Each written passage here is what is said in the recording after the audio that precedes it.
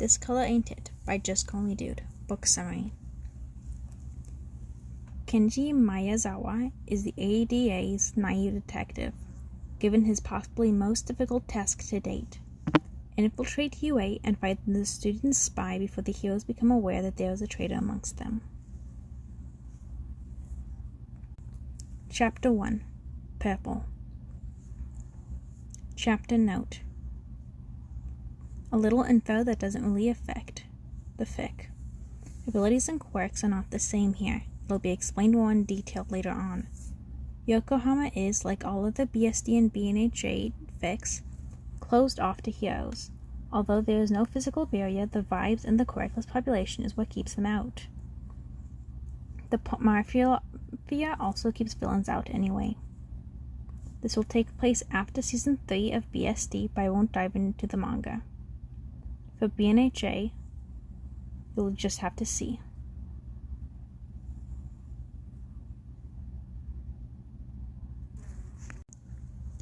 You're saying that Midoriya's quirk is like All Might's, then what about Kenji-kun? Kirishima stared at the said boy with awe in his eyes. Kenji does also have a strength enhancement quirk. It isn't harm at all. All eyes turned to look at the smiling blonde who could only look at each classmate speaking. His quirk was like All Might's, huh? I'm not as strong as All Might, though, Kenji told his curious classmates. His eyes quickly flitted Midoriya's before looking around once more. Besides, I can't use it in the rain. All Might doesn't have any limitations like me. That is true. Contrary to popular belief, Kenji is capable of flying. He doesn't like doing so, but if he's going to complete this job, he's going to have to bend the truth a few times. Request from UA? Fukuzawa shook his head. Not exactly from UA itself. He nodded at Kunikida to continue with the documents in his hands. Nodding, Kunikida began to explain. We received an anonymous tip from somewhere in Stutafu. The tip said that a group of villains plan on sending a student as a spy for them. That is all the information given, and we are unable to trace the person who sent it to begin with.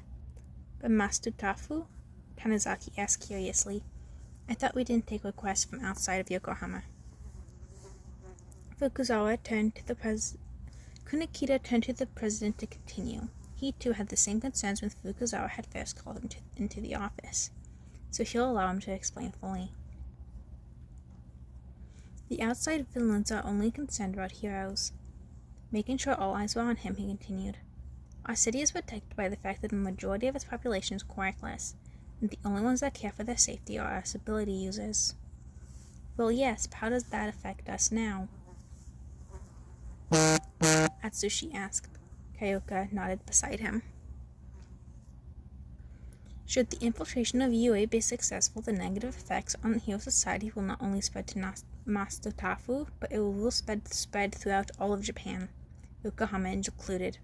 Eyes turned to the boy detective, who had looked like he'd rather be anywhere but here at the moment.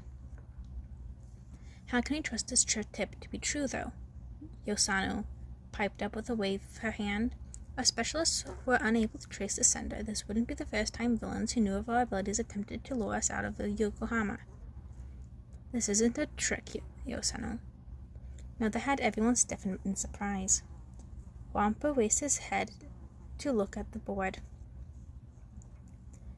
Villains will have a mole amongst the students. When Wampa says something like that, nobody in the room can bring themselves to argue. Well, Dazai, who had been quiet the entire time, said, What will you do, President? Kenji isn't as naive as everyone first assumes. He's always sincere when it comes to dealing with others because he would rather come to an understanding rather than go straight into necessary force. Hasn't kept him out of fights, of course, but at least he is able to have more and more sincere conversations afterwards. What sort of simulations do you think there will be? Gyro asked. Gyro asked no one in particular. The few walkers alongside her were eager to answer. Saving people from villains, Kaminari proposed. Suyu shook her head. I don't think we're prepared for that type of rescue yet, she said. There will probably be more There will probably be more of saving civilians from rubble or burning buildings. I'm sure there will be something like evacuating residents from flooded neighborhoods and rebuilding homes, Kenji happily added his own thoughts. 3 students who were conversing looked at him with raised brows. Kenji smiled and faltered as he thought about why his classmates could be staring at him like that. We're first years, evacuation should be taught early on. Well, yes, I get the evacuation part, Gyro said hesitantly. I don't think we'll have time to rebuild homes, though. At least not today, Kaminari nodded helpfully. Sounds a little less than what heroes usually do, Kiro. Right, pro heroes prioritize saving people in front of cameras. Helping in the rebuilding of people's lives isn't in their schedules. Kenji nodded in understanding. I see, city heroes sure are busy, huh? It's amazing that we can study under the number 1 hero. A small smile formed on the earphone hero's face. Kenji couldn't look away from that smile. Taking the time out of his busy schedule to teach us slow hero hopefuls.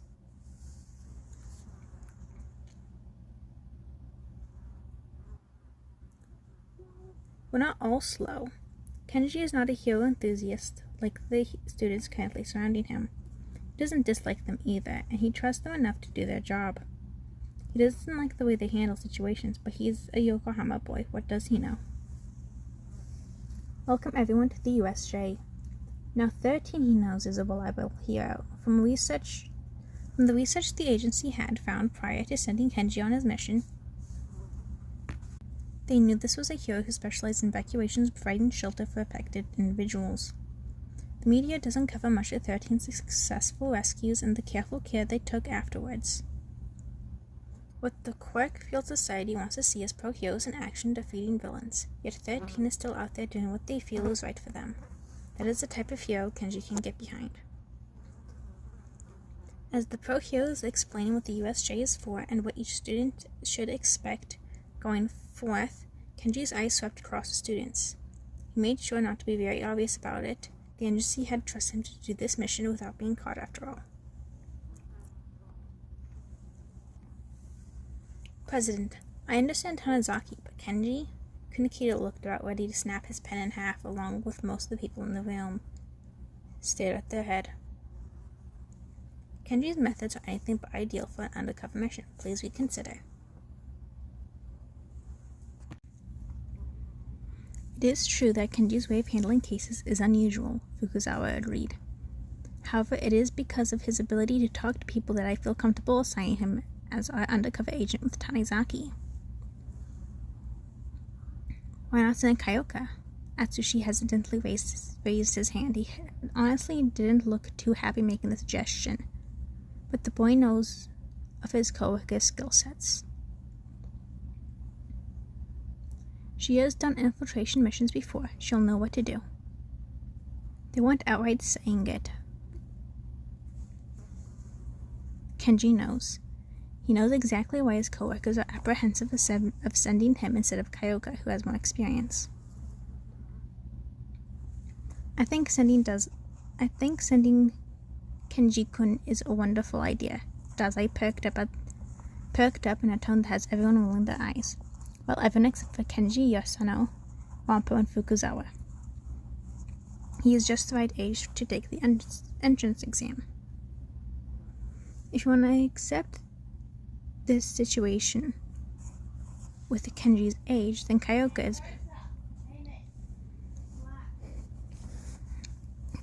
is perfect as well. She is 14, and she has experience infiltrating enemy bases. Now, Kunikida-kun, I'm not someone who justifies his actions with simple reasons such as that. It took all of Kenji's being not to roll his eyes at the older man's love for riling up his partner. Kenji could tell that it took all of Kunikida's being to contain his frustration as well. Pushing his glasses further up, Kunikida sighed. Then explain what makes Kenji the better choice to send for infiltration. If anyone heard Wampo groan in frustration, nobody paid attention. Daza, on the other hand, smiled at his all-knowing smile.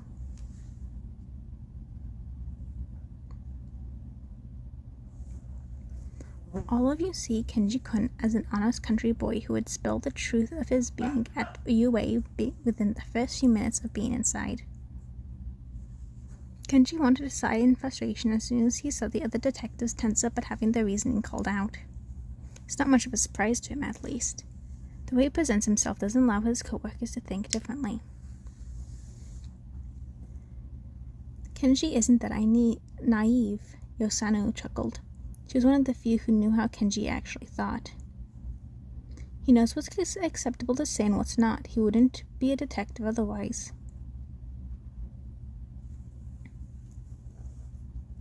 I don't like lying, as it's not the type of person I strive to be. Kenji spoke up his usual cheerful tone, except that all the detectives in the room could hear the slight annoyance in his voice. But I'm an ADA member. Of course I know when it isn't appropriate to say the truth. The members had a few moments to ponder the new information before Kunikida voiced his concerns again. I'm still opposed to Kenji in sending Kenji. I still believe Kyoka is the better choice. She has prior infiltration experience. She'll know when she should make an escape and how to do so quickly if she gets found out. And her ability is strong enough to help her pass the entrance exam. It's because of her ability that we can't send her, came Wampo's annoyed voice. All heads turned to the lazy detective, who was dangerously leaning back in his chair. Without looking up, Wampo continued. The outside doesn't like us ability users. If Kyoka went inside instead of Kenji, she would immediately be found out. No matter how sentient, no quirk is able to have as much of their own freedom as demons know can. Not to mention she is way too flashy for an undercover mission. Everyone will know who she is. Kenji-kun's ability is, to put it lightly, simple in terms of quirks. That was I picked up. Kenji-kun is still too strong for a 14-year-old. If we put a few limitations, Kenji will be able to pass off as a quirk user much more easily than Kyoka. Just like the lot of you think Kenji is too innocent to be able to carry out a simple undercover mission, these hero students and teachers will have no reason to suspect Kenji of being anything other than a young country boy eager to become a hero like them. With a huff, Yosano continued to inspect her nails. Have a little faith in our co-worker. Geez.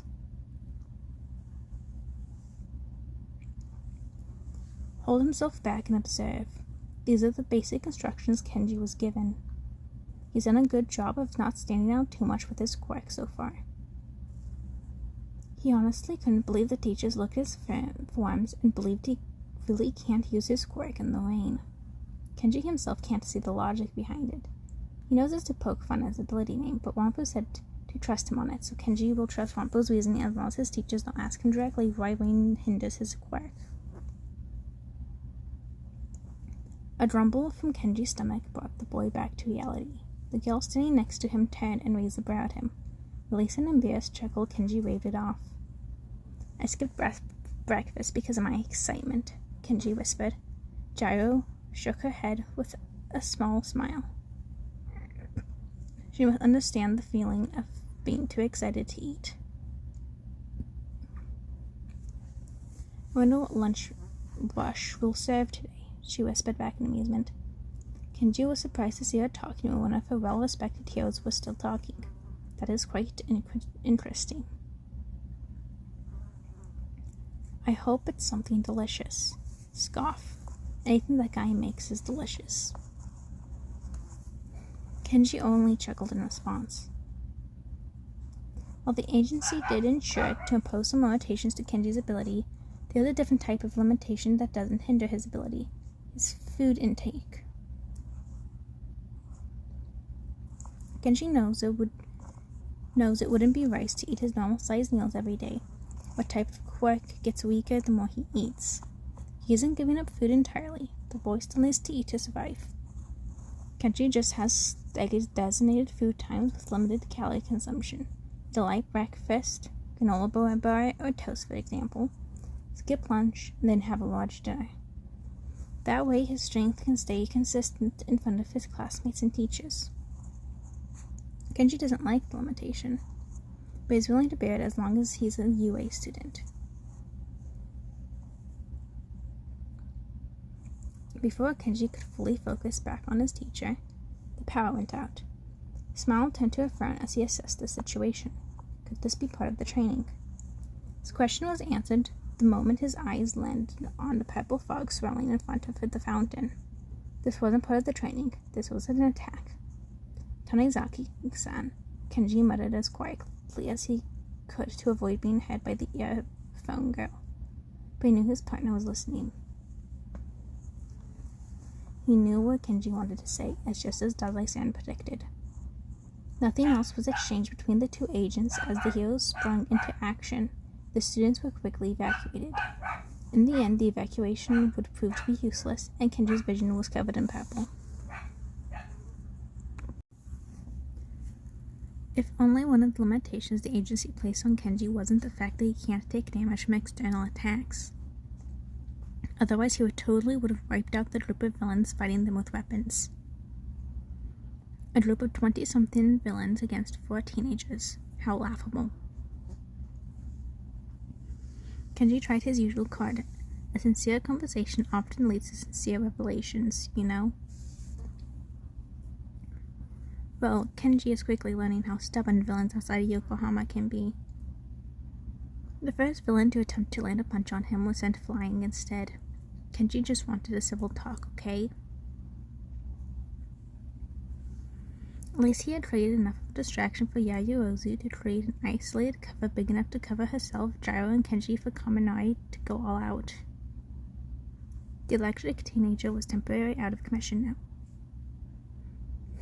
Yeah. But the 3 students can at least make sure to restrain the fallen villains before going to look for the rest of their class. That had been the idea. Kenji would like to know when he started to drop his guard around fallen enemies. He's faced off his fair share of dangerous criminals before, so who knew a few weeks away from Yokohama was enough for the ability to use his danger sense to go a little dull. If you use your quirks, I'll kill this guy. Kenji is pretty sure that his ability counts in this hostage situation. There wasn't much Kenji could do without giving himself away. All he could do was watch the villain start to walk away with the teenager. If he used his ability, there was a chance he wouldn't make it on time. If he dared to even move, he would definitely not make it in on time. He couldn't call for help. The only people Kenji could have relied on were the girls standing to his left who were just as lost as him. So much for training to be heroes, so much for being an armed detective. Suddenly, Gyro's face morphed into a smug smirk. Electric types like you and Kaminari are born winners, right? That made the villain stop. I mean, if you aren't a hero, there are a ton of jobs you could do. Kenji's eyes widened in awe. He recognized this tactic. Gyro has come to understand the art of having a sincere conversation with the enemy. Maybe she'll find better words to make the villain change his ways and... Oh. Kenji made sure not to make his disappointment too apparent. He had really thought Gyro was going to have a sincere conversation. She's simply making small talk to distract him from her earjack making its way to her amplifier. Kenji can't be angry since it is a good plan. But if he was able to tell what she was aiming for, he sure the villain, who had managed to ambush them, would notice as well. Give it up, exactly as Kenji thought. Still, it was a better attempt than Kenji could come up with. He commended her for thinking quickly, although it almost cost her the hostage's life. Kenji agrees with the villain about the being too naive part. Then again, these kids grew up in a heavily protected society. They don't know better. It doesn't take much longer for an opening to come. Snipe must be the hero to come to their aid, because the moment the villain drops Kaminari with blood spilling from his arms, Kenji rushes forward to knock the rest of the recovered villains down. The fight is over. That was amazing, Gyro-san. The students were making their way back to the buses, and Kenji still can't have enough of complimenting the 3 people he was sent away with.